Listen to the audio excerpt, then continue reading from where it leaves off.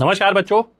अभी अभी latest MTS की आंसर की आई है और मैं एमटीएस के आंसर की के अंदर से मैंने कुछ चुनिंदा सवाल निकाले हैं। उसमें से एक चुनिंदा सवाल है ये जो बहुत बेहतरीन पूछा गया है। मुश्किल से 2-3 सवाल हैं जो आपको बहुत बढ़िया मिलेंगे, वरना ऐसे सवाल हैं जो हमेशा आते हैं। सवाल क्या है, ये बी की वैल्यू दे रखी है 3560 माइनस ए। ठीक है, बी को जब 8, 12, 16 से, बी हमें दे रखा है कितना, 3560 माइनस ए। ठीक है, अब वो बोलता है कि बी को जब किससे भाग किया जाए, 8, 12, 16 से, तो रिमाइंडर कितना बचता है, रिमाइंडर बचता है 4। तो अगर मैं 4 रिमाइंडर अलग ले लूं तो ये कितना बचा, 3556 माइनस ए।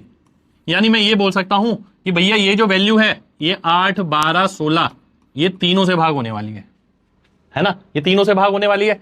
अब आपके पास दो चीज बचती है, या तो आप एक एक करके वैल्यू डालें, नहीं तो फिर आप ऐसे भी चेक कर सकते हैं। जैसे 12 आ रहा है, 12 का मतलब हो गया 3, तो 3 से हम कैसे चेक करते हैं, अंकों के योग से। 6, 3, 9 तो 0 हो गया, 5, 5, 10, 10 में से कुछ घटाना है और 3 से भाग कराना है।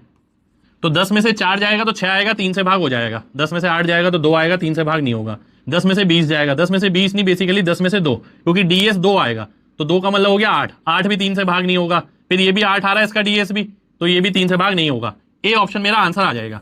अन्यथा आपको एक एक वैल्यू डालनी पड़ेगी। 3556 में से 4 करेंगे 3552, 8 करेंगे 3548, 20 करेंगे 3536, ठीक है, 44 घटाएंगे 3512।